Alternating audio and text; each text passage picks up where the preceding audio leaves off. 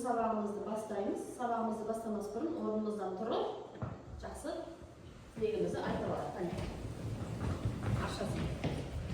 Ашасың көзді сабақтан, аласың білім кітаптан, боласың адам мектепте. Тамаша, отырамыз балалар.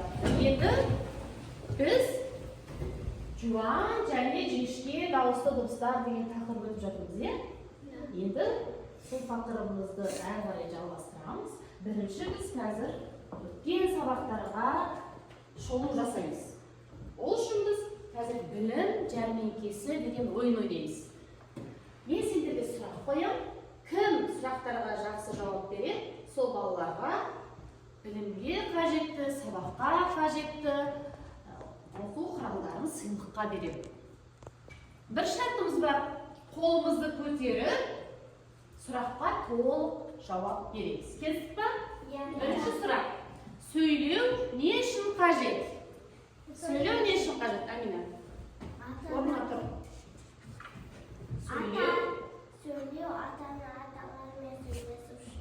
Жалпы адамдармен бір-бірімен сөйлесу үшін, иә? Тамаша. Келесі сұрақ. Дыбыс дегеніміз не? Бағым, дыбыс дегеніміз не? Естеміз. Толық жауап бер. Дыбысты. Дыбысты естеміз, айтамыз. Тамаша. Ал әріп дегеніміз не? Әріп дегеніміз не? Аспанжан орнына тұр. Әріпті көреміз, жазамыз. Дұрыс па? Әріпті көреміз, жазамыз. Тамаша. Сыйлығыңды ала ғой. Келесі сұрақ. Қазақ тілінде неше әріп бар? Сыйлық берілмейді. Барлықтары шулап жауап беріп тастадыңдар. Келесі дыбыстар нешеге бөлінеді? Дауысты дыбыс және дауыссыз дыбыс. Тамаша. Келесі сұрақ. Дауысты дыбыстар нешеге бөлінеді? Аяулым? Дауысты дыбыстар екіге бөлінеді. Дауыссыз. Жоқ. Жуан дауысты. Және? Жіңішке дауысты. Тамаша. Келесі сұрақ. Жұп дауысты дыбыстар атаймыз. Жұп дауысты дыбыс. Айғаны. Амен. Иә. Омен. Одан кейін?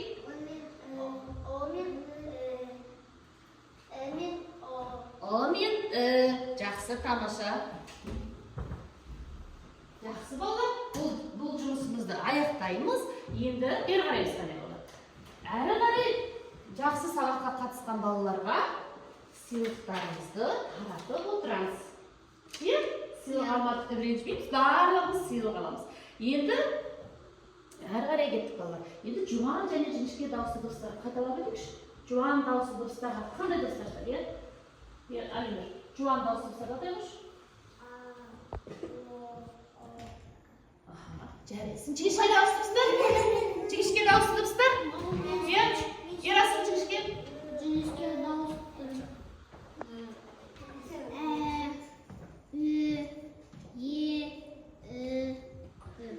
Тамаша. Жарайсың. Ал кет. Әрі қарай кеттік балалар. Енді мен сендерге бір жұмбақ қоямын. Мұқият тыңдаймыз. Мені жақсы көреді, құлыным деп күледі. Көдерпегі біледі, маған айтып береді. Ол кім? Әже. Демек балалар, сұрағымыздың жауабы әже. Енді балалар 18-ші бетті ашамыз. Әже деген өлеңмен танысамыз. Екі оқу әдісі бойынша мен оқимын, сендер менің соңымнан қайталайсыңдар. Бірлеп қайталап өтейік. Ал кеттік. Мейірімі жібектей. Күндей ыстық құшағы. Ет жүрегі елжіреп. Құлыным деп құшады. Жан жуытпай маңына.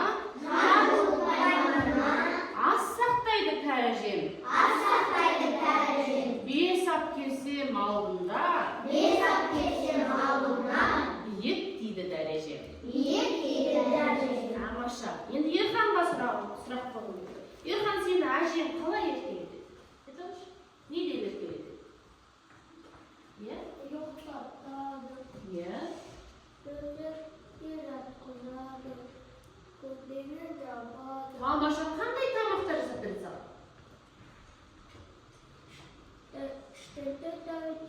Каша құйып береді. Өте жақсы, жарайсың, тамаша. Өшіргіш, тамаша. Міне, енді әженің құшағы неге ыстық? Аяу. Әженің құшағы неге ыстық? Қандай? Иә? Қатты бізді жақсы айтқан еді, иә? Иә? Айталық. Иә, әже. Иә. Иә.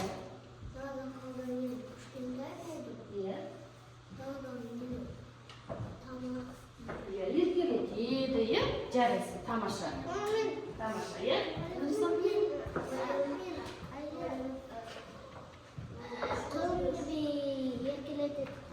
Тамаша. Айғаным? Айталық. Әжем мені еркелетеді, және бал пісіріп береді. Жақсы. Бұл жайында тағы айтамыз, иә? Балалар, енді әже деген өлеңді оқыңызшы қане. Аялы, оқышы бір жұмағын. Дауысын шығарып оқы. Берміш бекейінде ыстық құшағы, ет жүреді ешіде, біздің Тамаша. Айғаным оқиғы. Екінші жолы, екінші жұмақ. жан жоқ майманына ас сақтады кәрежем. Бес әпкешем алдына биік дейді дәрежем. Тамаша, ал ерасың бірінші жұмағын оқиғы. Берміш бекейінде ыстық құшағы, ет жүреді ешіде, қолын деп құшады. Жарайсың. Тамаша. Келесі. Аспандияр оқы. Екінші жұмағын. Дауысын шығар. Жан жылытпай малына, асақтайды кәрежем. Бес әпкешем алдына биік дейді дәрежем. Тамаша. Ал. Турислам. Дауысын шығар. Тамаша.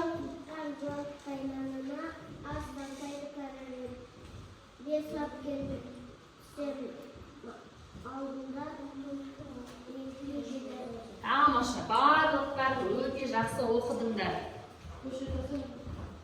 Енді жаңағы өлең жолдарында құлыным деген сөз бар, иә?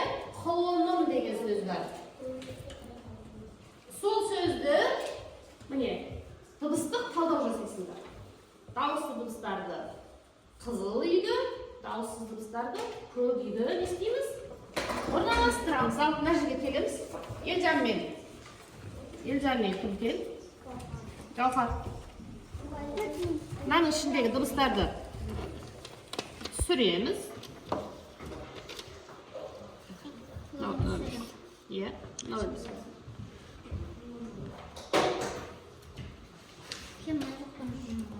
Міне.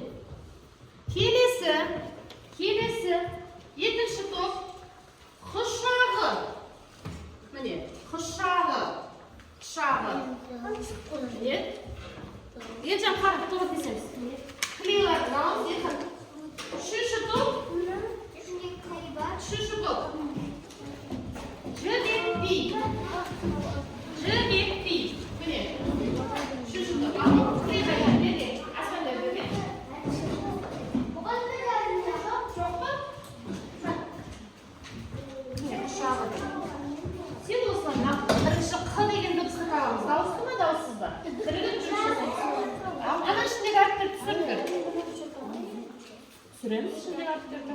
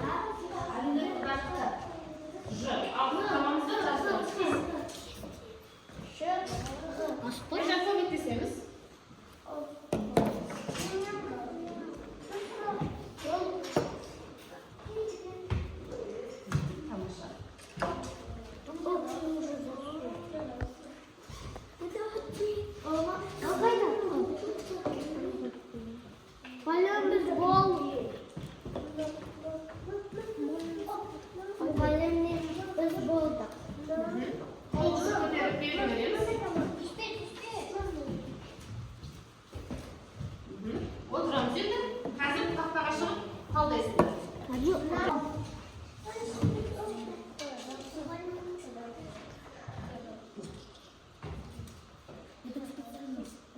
Ал қолымызды көтеріп берді береміз. Берді береміз. Тамаша. Ал балалар, енді бірінші топ келіп, жұмыстарымызды қорғаймыз. Ал келіңдер бірінші топ. Тақтаға жабыстырамыз. Бірінші топ тыңдаймыз. Сендер ғой. Келіңдер, ерасың. Елжан кел. Тоқы. Үйеміз. Енді шетінде тұрамыз. Қандай сөзге дыбыстық талдау жасадық? Айтайықшы. Құлын. Ал. Айтайық. Қанша дауыс дыбыс бар? Дауысты 3 дыбыс. Дауыссыз неше дыбыс бар? 4 дыбыс бар. Енді дауысты дыбыстарды атаңдар. Дауысты дыбыстарды атаңдар. Қандай дауыс дыбыстар? О. Енді дауысты дыбыс жуан ба жіңішке ме? О. Қандай дауысты дыбыс? Жуан дауысты дыбыс. Тамаша. Қане қол соғып бағалаш. Жарайсыздар. Отырамыз. Екінші топ келеміз. Жылдам білеміз.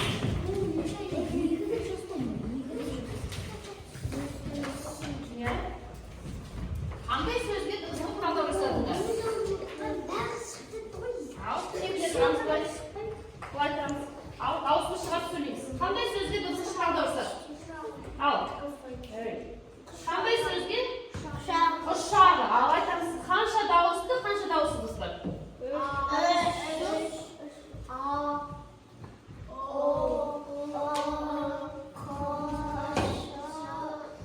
3 дауыссыз дыбыс, 3 дауысты дыбыс бар. Дауысты дыбыс жуан ба, жіңішке ме? Қандай дауысты дыбыстар тұр? Жуан дауысты ма, жіңішке ме? Жуан дауысты дыбыс. Ал, бағалаймыз. Тамаша. Келесі үшінші топ келеміз. Айтыңдар, қандай сөзге дыбыстық талдау жасадық?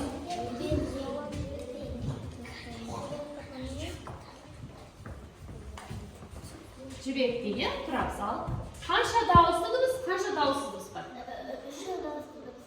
3 дауысты дыбыс. Тамаша. Дауысты дыбыс жуан ба, жіңішке ме? Жіңішке. Қандай дауысты дыбыстар бар? Атыңдар. Мұнда айтыңдар.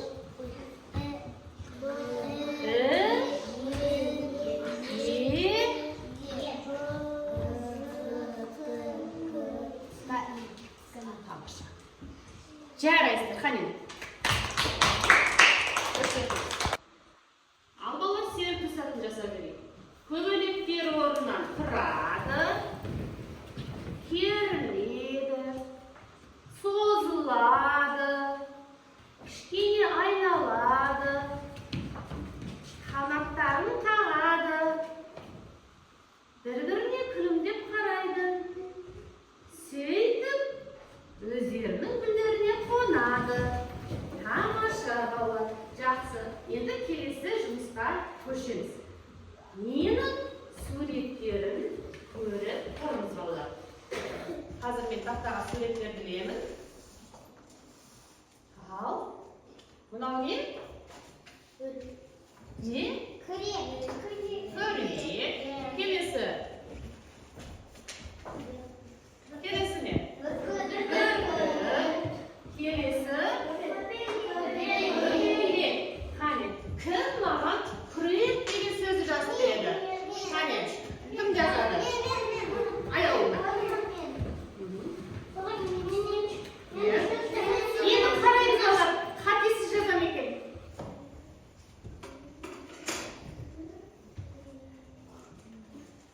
Тамаша, енді шетке қарайтып, қандай сөз жазып оқи ғой? Дауысты дыбыстарды ата, былай қара.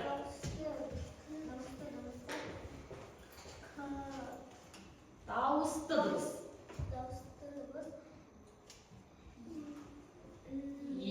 Одан кейін?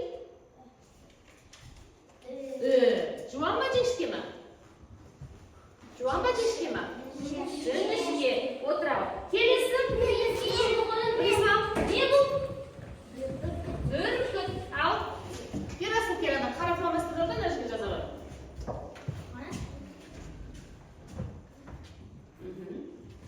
Ал не? Берасың? Ал жазамыз көрейік.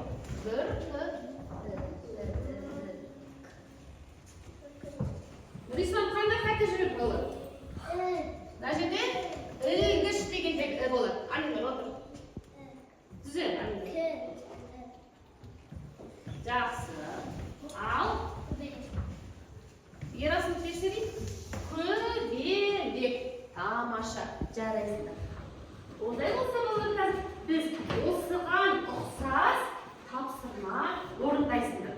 Міне, әже туралы өлеңді оқисыңдар. Өлеңнің ішіндегі жіңішке дауысты дыбыстардың астын сызасыздар. Мына жерде міне инелік, мынау не? Ірімшік, мынау көбелек. Толықтырып жазамыз. Ал бет.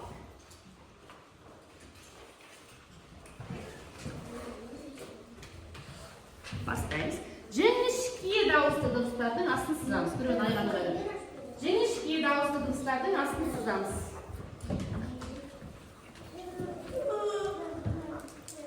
Ал. Алина, бастаймыз.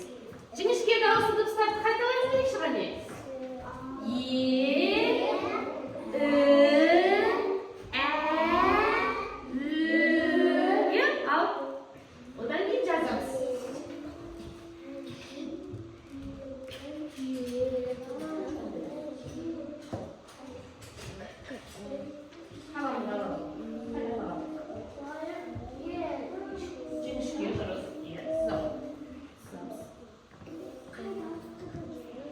Жіңішке дауысты дыбыстың астын сызамыз. Жіңішке.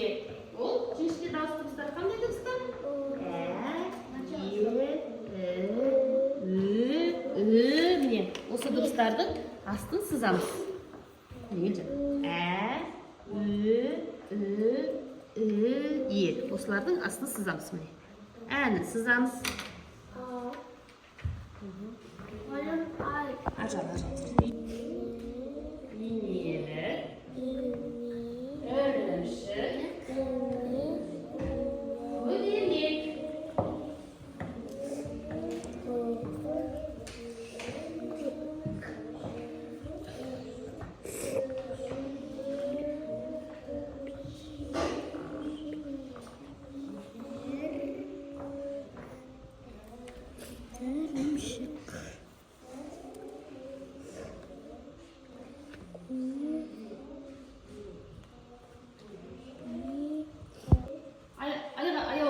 Әжем деген сөздегі жіңішке дауысты дыбыстарды аташы. Тамаша. Келесі Нұрислам. Жүзге деген сөздегі жіңішке дауысты дыбыстарды аташы. Дауысты жіңішкені атайды. Жүзге. Сіз мұғы. Одан кейін? Тамаша. Алинұр. Жетсін дегендегі жіңішке дауысты аташы. Атады. Ебен жарайсыңдар. Сонымен қандай сөздер жаздық? Инелік, ірімшік, көбелек. Жақсы. Балалар, сабағымызды қорытындылайық. Мына жердегі сөздердегі дауысты дыбыстар жуан ба, жіңішке ме анықтаймыз. Гаухар. Жылдам. Оқимыз қандай сөз? Ал. Дауысты дыбыстар жіңішке ме, жуан ба? Ә, е. Жоқ. Дауысты дыбыстар. Жақсы. Келесі. Амина. Бақы отырамыз. Жылдам. От. Апара. Қол жете ме? Көмектесейік Аминаға. Жарайсың. Кел. Бағым келе ғой. Қой, отыр. Отыр. Әкеме қой, отыр. Артынан жинала. Өткіл.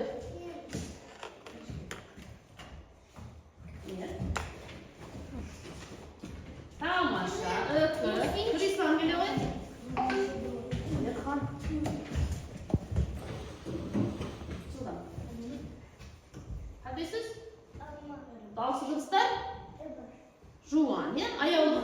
Отыра ғой. Қазір. Ошақ. Дауысты дыбыс? Жуан ба жіңішке ме? Аяулы. Жуан ба жіңішке ме? Шақ дегенде. Жуан. Күресі аспандер келе ғой. Аспандер келе. Отыр. Отыр. Аллы.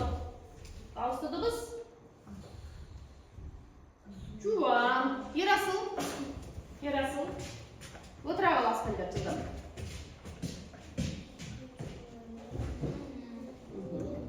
Дауысты дыбыс? Жіңішке, тамаша. Әленерге кішкентай. Жылдам. Қандай сөз? Қандай сөз? Жылдам. Еттік. Жуан ба жіңішке ме? Тамаша. Келесі. Айғаным.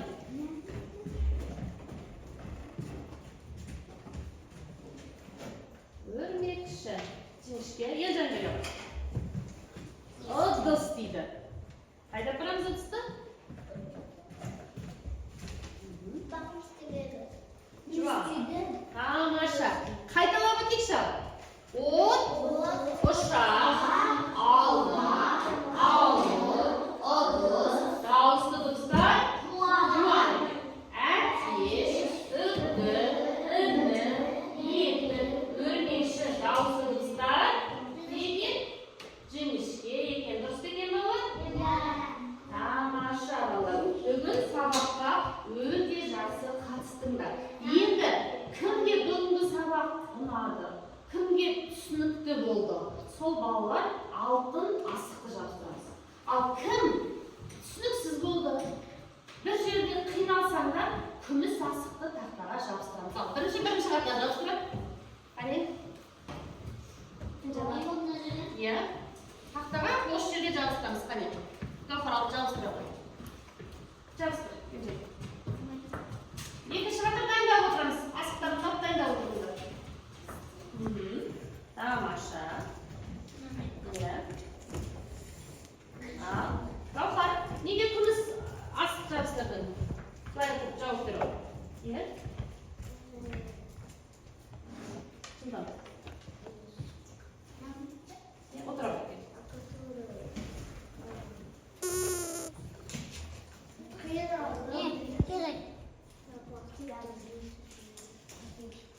Келесі, екінші қатар. Сылам. Тамаша. Үшінші қатар дайындап отырамыз. Иә, үшінші қатарға дайындап отырамыз. Тамаша. Отыра қаламыз орнымызға. Келесі жылдам. Жабыстырамыз.